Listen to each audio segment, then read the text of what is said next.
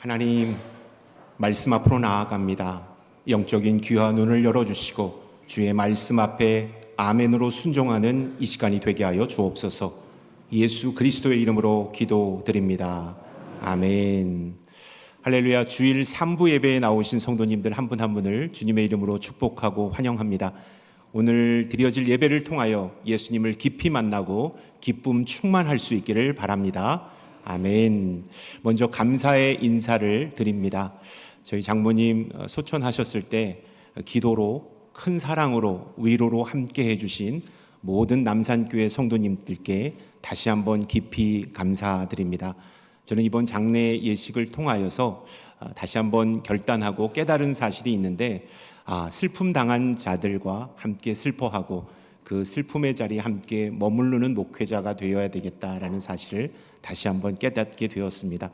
더욱더 열심히 우리 남산교회의 슬픔 당한 성도님들을 섬기는데 최선을 다하도록 하겠습니다. 다시 한번 깊이 감사드립니다. 우리는 부활 이후 세 번째 주일을 맞이하고 있습니다. 오늘 증인된 자가 해야 할 사명이라는 주제로 하나님의 말씀을 나누길 원합니다. 부활의 증인된 우리들이 어떻게 이 땅을 살아가야 할 것인지 오늘 말씀 가운데 그 지혜를 얻는 시간이 될 수 있기를 바랍니다. 최근 말기 환자의 고통을 덜어주는 호스피스 전문의 오츠 스위치가 쓴 죽을 때 후회하는 25가지라는 책을 읽었습니다. 스위치는 1000명의 넘는 말기 환자들과 대화를 통해 인간이 죽음이라는 커다란 마침표 앞에 섰을 때 하게 되는 후회들에는 공통적인 특징들이 몇 가지 있다라는 사실을 책에서 말하고 있습니다. 오치 스위치는 사람들이 죽을 때 후회하는 25가지를 말하고 있는데, 이 몇 가지만 간추려서 말씀드리면, 그렇게 열심히 일하지 않았더라면, 다른 사람이 아닌 내가 원하는 삶을 살았더라면, 내 감정을 표현할 용기가 있었더라면, 꿈을 꾸고 그 꿈을 이루려고 노력했다면, 신의 가르침을 따랐더라면 하며 그들은 후회했다고 합니다. 죽음을 앞둔 그들이 후회하는 25가지 내용들에는 더 많이 사랑 표현하지 못한 것, 그리고 의미 있게 살지 못한 것을 그들이 후회했다라는 공통점을 갖고 있습니다. 저는 이 책을 통해 깨달은 사실이 있는데, 대부분의 사람들은 죽음 앞에서 후회를 하게 되는데, 그 후회가 하나님 주신 인생을 의미 있게 살지 못했을 때 찾아온다라는 것입니다. 즉, 하나님이 주신 사명을 따라 살지 않고 욕심과 야망을 위해 살았을 때 우리는 후회를 하게 된다라는 사실입니다. 실제로 목회 현장에서 임종 예배를 집례하다 보면 죽음을 목전에 둔 성도님이 평안하게 미소를 머금고 하늘나라로 떠나시는 모습을 만날 때가 있습니다. 그 성도님들에게서 나타나는 공통적인 특징들이 있는데, 그분들은 모두 한결같이 구원의 확신을 가지고 계셨습니다. 그리고 사명을 따라 인생을 사신 분들이었습니다. 사명을 따라 인생을 살면 그 인생을 하나님께서 인도해 주시기 때문에 죽음 앞에서도 불안해하거나 두려워하지 않게 하십니다. 오히려 죽음 앞에서 당당하고 담대하게 하십니다. 사명은 본질을 바라보게 합니다. 그래서 사명을 따라 인생을 살아갈 때 우리의 인생은 후회와 아쉬움이 없는 인생이 된다라는 것입니다.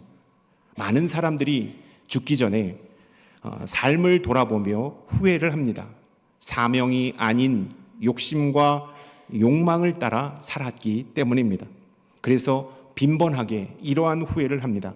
내가 다시 10대 때로 돌아갈 수만 있다면 나는 이러한 일을 하였을 텐데, 내가 다시 20대 때로 돌아간다면 이러한 선택은 하지 않았을 텐데 라고 뒤늦은 후회를 하게 된다라는 것입니다.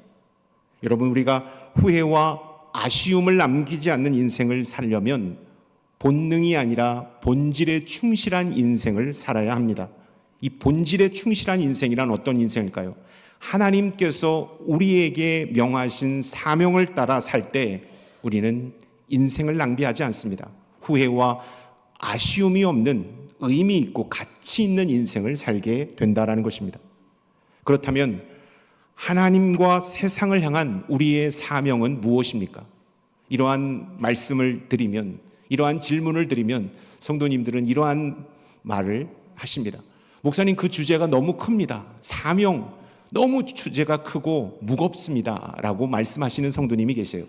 또 어떤 성도님들은 목사님, 저는 교회에 나온 지 얼마 되지 않아서 사명이라는 것을 잘 모릅니다. 또 어떤 분들은 그 사명이라는 것은 목회자나 선교사님들, 이러한 주님의 중요한 일을 하시는 분들이 감당하는 것 아닙니까? 라고 반문하시는 성도님이 계십니다. 그러나 성경은 우리에게 말씀하고 있습니다. 그리스도인 된 우리 모두에게 사명을 주셨음을 기록하고 있는 것이죠. 오늘 본문 말씀은 주님께서 이 땅의 사역을 다 마치시고 하늘로 승천하시기 전에 우리에게 주신 사명입니다. 아주 선명하고 구체적인 사명을 우리 가운데 주셨습니다. 사람이 마지막에 하는 말, 유언은 그 사람이 가장 하고 싶은 핵심의 말이라고 합니다. 가장 하고 싶은 말, 그 말을 우리는 유언에 담아 말한다고 말합니다. 이런 차원에서 본다면 예수님께서 이 땅의 공생의 사역을 다 마치셨습니다. 십자가 구원의 사역을 다 완수하시고 하늘로 승천하실 때 마치 유언과도 같은 사명을 오늘 본문 말씀을 통하여 해주고 계시다라는 것입니다. 그 첫 번째 사명, 어떤 사명일까요? 19절은 이렇게 말씀하고 있습니다. 함께 읽겠습니다. 그러므로 너희는 가서 모든 민족을 제자로 삼아 아버지와 아들과 성령의 이름으로 세례를 베풀고, 부활의 증인된 제자들에게 첫 번째 사명은 모든 민족을 제자 삼아 세례를 주라는 것입니다. 이 말씀은 모든 사람들에게 복음을 전할 뿐만 아니라 그 영혼이 영적으로 건강하게 자라게 하라는 말씀입니다. 그러므로 부활의 증인된 우리들은 모든 사람들에게 복음을 전하는 사명을 감당해야 합니다. 그리고 그 복음 전한 영혼이 영적으로 잘 자랄 수 있는 사명까지 감당해야 한다라는 것입니다. 복음을 전하고 그 복음 전한 영혼이 주님 안에서 건강하게 자랄 수 있도록 하는 사명이 우리들에게 부여된 사명이라는 사실입니다. 많은 그리스도인들이 복음을 전하는 사명은 잘 감당하십니다. 그러나 그 영혼이, 내가 전도한 그 영혼이 그리스도의 진정한 자녀가 될 때까지 양육하고 돌보는 사명에는 우리가 소홀할 때가 참 많습니다. 우리는 기도하고 잘 전도해서 교회에 등록시키면 우리의 행할 모든 사명은 다 끝났다고 여깁니다. 내가 할 역할은 여기까지입니다 라고 마침표를 찍습니다. 그 다음부터는 교회가 알아서 하십시오, 목회자가 알아서 하십시오, 전도한 개인이 그냥 서바이벌로 살아남으십시오 라고 그 영혼에게 목회적인 돌봄을 하지 않을 때가 참 많습니다.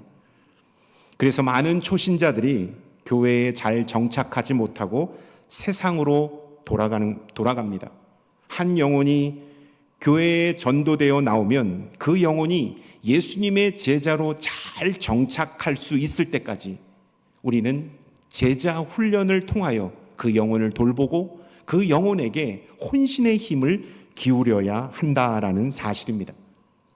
저는 제자 훈련이라는 말을 조금 전에 했는데요, 이 제자 훈련은 어떤 성경 공부나 어떠한 일정한 양육 코스를 이수하는 것이 아닙니다. 우리 그리스도인들이 그 영혼을 전도한 다음에 그 영혼이 믿음 안에서 잘 정착할 수 있도록 하는 제자 훈련이란 주님을 깊이 만나고 주님의 말씀을 따라 살아갈 수 있는 영적인 힘을 불어넣어주는 과정, 이것이 바로 제자 훈련이라는 사실입니다. 그동안 우리들은요, 초신자들을 대상으로 하는 제자 훈련 과정이 없었습니다. 많은 한국 교회들이 초신자들을 대상으로 제자 훈련 과정을 잘 양육하지 않았습니다. 그래서 믿은 지 오래되었지만 신앙이 제대로 성숙하지 못했던 것이 사실입니다. 초신자들에게 제자 양육을 잘 양육하지 않았기 때문에 교회에 와서 신앙생활을 하고 있지만 삶의 가치관과 목적은 여전히 나의 성공과 나의 욕망을 채우는 데 머물러 있었습니다. 새가족들에게 제자 훈련의 과정을 잘 시키지 않았기 때문에 그 영혼은 사단의 공격과 유혹에 맥없이 넘어지고 쓰러져서 믿음의 뿌리를 제대로 내리지 못했다라는 사실입니다. 그렇기 때문에 우리는요, 전도하는 것으로 끝나는 것이 아니라 전도한 그 영혼이 교회에 잘 정착할 수 있을 때까지, 그리스도의 진정한 자녀가 될 수 있을 때까지 돌보고 기도하고 양육하는 일에 게을리하지 않아야 한다라는 사실입니다. 저는 이 사명, 이 복음 전하고 제자를 삼는 이 사명을 나는 잘 감당하고 있는가? 설교 준비를 하면서 제 자신에게 질문을 해봤습니다. 나는 주님께서 우리에게 주신 사명, 복음을 전하고 제자를 삼는 이 사명을 나는 감당하고 있는가? 부끄러웠습니다. 그리고 나서 다시 한번 결단하게 되었습니다. 목회자로서, 남산교회를 섬기는 담임 목사로서 나는 이러한 사명을 감당하고 이러한 사명 앞에 충성을 다하겠습니다라는 결단을 내렸습니다. 몇 가지 내린 결단을 여러분에게 말씀드리도록 하겠습니다. 최근에 우리 교회에 새가족으로 오신 성도님들이, 저는 제일 처음에 38명인 줄 알았더니 1부 예배 끝난 다음에 2부 예배 때 말씀하시더라고요. 목사님 41명입니다 라고 말씀하시더라고요. 41명의 성도님이 우리 교회에 처음 오셨습니다. 그리고 새가족 과정을 잘 교육받고 계십니다. 저는 이분들이 잘 정착되기를 기도합니다. 그리고 믿음의 뿌리가 견고하게 내리기를 기도합니다. 그리고 할 수만 있다면 이들과 교제하면서 우리 남산교회에 대해서 알리고 함께 신앙생활하는 기쁨을 나누고 싶습니다.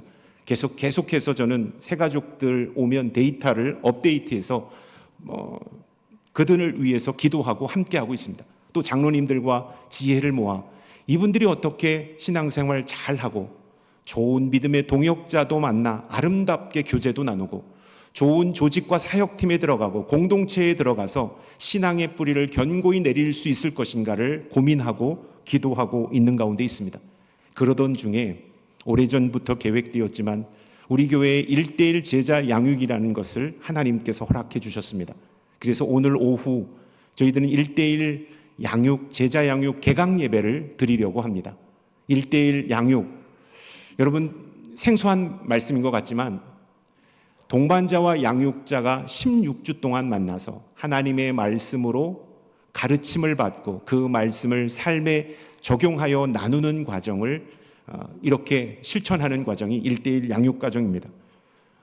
우리 대구 남산교회는 1:1 양육 과정을 통하여서 16주 동안 그 교육을 받게 될 것입니다. 그 교육받는 대상자들이 1차적으로 다 우리가 신청을 받을 수 없기 때문에 몇몇 소수의 신청자만 받았는데요.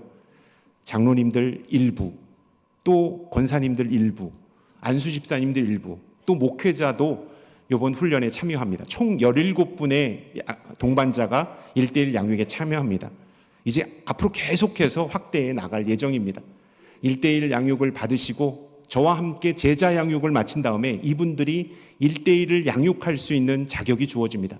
그래서 저는 매칭하고 싶은 게 뭐냐면 1:1 양육을 잘 맡으신 분들이 새가족과 또 믿음의 뿌리를 견고하게 내리지 못한 성도님들과 매칭해서 1:1 제자 양육을 통하여서 이분들이 예수 그리스도의 거룩한 제자로 다시 한번 세워지는 그러한 목회와 그러한 사역을 저희가 진행하려고 합니다. 1:1 제자 양육은 단순한 성경 공부가 아닙니다.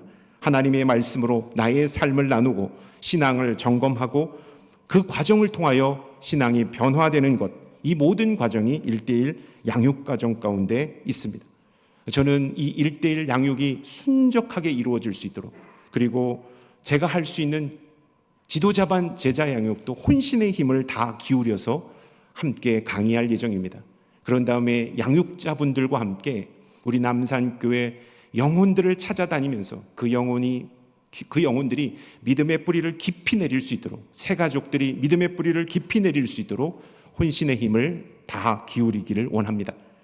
또 저는 구역장님들의 도움을 받아 새로운 일을 계획하고 있습니다.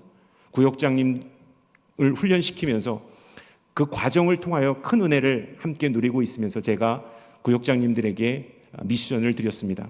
구역장님 구역에, 구역원 중에 장기간 교회에 출석하지 않는 성도님들을 좀 파악해 주십시오. 그래서 몇 가지 카테고리를 드렸습니다. 그냥 너무 주제가 무겁고 광범위해서 병가로 인하여 못 나오시는 분이 이명인지 아니면 실족과 상처인지 다양한 카테고리를 드려서 그 카테고리 안에 파악해 달라고 말씀을 드렸습니다. 4월 말까지 파악한 후에 5월 달부터 우리 목사님들과 함께 맞춤식 목회 돌봄을 실천할 것입니다. 교회에 오랫동안 나오지 못한 성도님들을 이렇게 찾아가고 또 그리스도의 사랑을 전하고 다시 교회에 나올 수 있는 그러한 길을 우리가 감당하기를 원합니다. 목회적인 돌봄과 관심이 필요한 유고 성도님들에게는 목회적인 돌봄으로, 사랑으로, 상처와 아픔이 있는 성도님들에게는 따뜻한 위로와 상담으로, 기도와 말씀이 멈춘 성도님들에게는 예배의 회복과 중보 기도로 그분들을 다시 교회로 이끌 것입니다. 건강상의 이유로 연로하시기 때문에 교회에 출석을 못하시는 성도님들은 치유와 회복과 건강을 위하여 기도할 것입니다. 그리고 직접 찾아가서 그분들을 위로하고 목회적인 돌봄을 실천할 것입니다. 뿐만 아니라 전화로 안부를 묻고 가족들과 함께 연대해서 그 영혼이 계속해서 주님의 사랑을 받을 수 있는 목회적인 환경을 조성할 것입니다. 그리하여 여전히 여러분들을 하나님은 사랑하고 계시고 여전히 하나님이 여러분들을 교회로 콜링하고 계시다라는 이 사실을 지속적으로 전하는 사명을 감당할 것입니다. 또 신년에 여러분들이 작성해 주셨던 우리 가족 기도 카드를 저는 하루에 3장씩 이렇게 기도하고 있습니다. 기도하면서 깨닫는 사실은 동일한 주제가 있는데 가족 구원입니다. 우리의 부모님을 예수님 만났으면 좋겠습니다. 우리의 부모님이 예수님을 만났으면 좋겠습니다. 우리의 자녀가 구원받았으면 좋겠습니다. 우리의 형제 자매가 주님의 자녀가 되었으면 좋겠습니다라는 기도 제목을 너무 많이 올려드렸어요. 마음이 아팠습니다. 저희 어머니 또한 다 믿지 않는 가정에서 홀로 신앙생활 하셨기 때문에 눈물로 가족 구원을 위하여 평생을 기도하셨기 때문에 저는 그 고통과 아픔이 무엇인지를 간접적으로 경험해서 잘 알고 있습니다. 저는 그렇게 기도하시는 성도님들을 위하여 중보기도 하고 있습니다. 그리고 더 적극적으로 제가 도와드리고 싶습니다. 여러분들이 정말로 용기를 내어 우리 사랑하는 부모님과 형제 자매와 자녀들에게 복음을 전하길 원한다면 저와 함께 협업해서 귀한 구원 프로젝트를 진행했으면 좋겠습니다. 신청서를 만들 예정입니다. 신청을 하시면 제 목양실이 되었든 외부 식당이 되었든 병원이 되었든 어느 곳이 되었든 그 영혼에게 복음을 증거할 사명을 저는 감당할 것입니다. 기도하고 한 사람을 위한 예배를 준비하겠습니다. 그리고 제가 갖고 있는 목회적인 스킬과 상담학적인 모든 것들을 동원해서 그분이 예수님을 만날 수 있도록 예수님의 사랑이 무엇인지를 잘 전달하는 사명을 감당하겠습니다. 만약 목양실로 여러분들이 초대할 수 있다면 제가 도시락을 준비하겠습니다. 식사 교제도 하고 복음도 전하고 예배도 드리는 그러한 것들을 실천해 보려고 합니다. 신청서를 제가 만들어서 행정실에다 놓을 것입니다. 정말로 영혼 구원에 대한 갈급한 마음, 간절한 마음이 계신 성도님들은 기도하고 작성해 주십시오. 그리고 나서 그 다음 모든 프로세스는 저와 함께 같이 기도하면서 만들어 가도록 하겠습니다. 하나님께서 주신 이 사명을 저는 이 3가지의 거룩한 일을 감당함으로 제자를 삼고 복음을 전하는 사명을 감당하기를 원합니다. 저뿐만 아니라 이 자리 예배에 참여한 우리 성도님들 또한 가서 복음을 증거하고 제자를 삼고 세례를 베푸는 사명을 잘 감당하는 그리스도의 사명자들이 될 수 있기를 축원합니다. 아멘. 주님께서는 부활의 증인된 제자들에게 한 가지 사명을 더 말씀해 주셨습니다. 20절의 말씀을 함께 읽겠습니다. 내가 너희에게 분부한 모든 것을 가르쳐 지키게 하라. 볼지어다 내가 세상 끝날까지 너희와 항상 함께 있으리라 하시니라. 아멘. 두 번째 사명이란 명령한 모든 말씀을 가르쳐 지키게 하라는 사명입니다. 이 말씀을 쉽게 풀이하면 주님께서 가르쳐 주시고 말씀해 주신 대로 살아서 세상 사람들에게 그리스도를 나타내 보이라는 사명입니다. 그러므로 우리 그리스도인들은 삶으로 그리스도를 나타내고 증거하는 사명을 감당해 내야 합니다. 말로 주님을 증거하는 자가 아니라 삶으로 그리스도를 증거하는 자가 되어야 하는 것이죠. 한국교회가 사람들로부터 외면받고 있습니다. 그 신뢰도가 한없이 추락하고 있습니다. 많은 사람들이 교회를 향하여 냉대하고 비난하고 조롱하고 무시하고 있습니다. 가슴 아픈 현실 가운데 우리는 신앙생활을 하고 있습니다. 교회에 다니는 사람들조차도 교회에 실망하여 떠나는 경우가 너무나도 많습니다. 왜 그럴까요?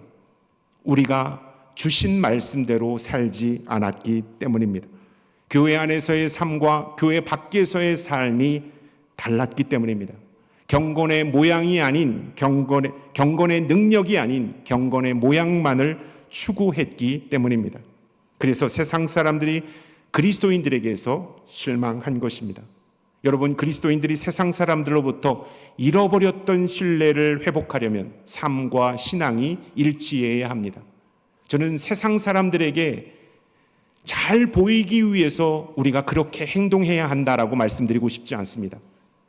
우리의 신앙과 삶이 일치할 때, 우리가 말씀과 함께 동행하며 살아가는 인생을 살 때 세상 사람들이 우리를 통하여 예수 그리스도를 만나게 되고 복음 안에 거하게 된다라는 사실입니다. 요즘 저는 큐티 소그룹 나눔을 세 그룹과 함께 하고 있습니다. 큐티 세미나를 마치시는 분, 그리고 심화 과정을 이수하신 분, 그분들 가운데 저와 함께 큐티 소그룹을 하기를 원하시는 분들을 신청을 받았습니다.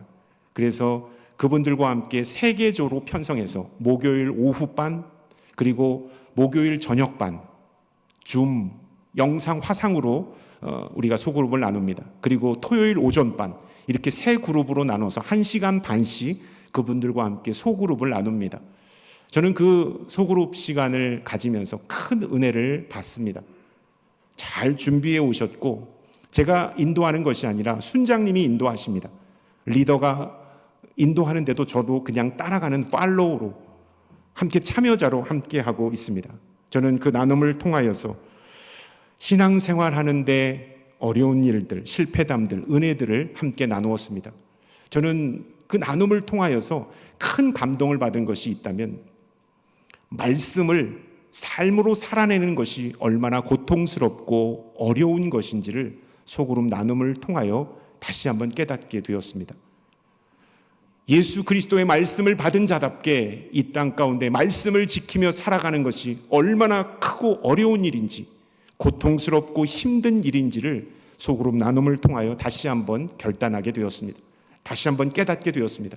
그리고 그럼에도 불구하고 우리는 그리스도의 말씀 안에 거해야 합니다라는 그 마지막에 기도를 함께하는 것을 통해서 큰 은혜를 받습니다.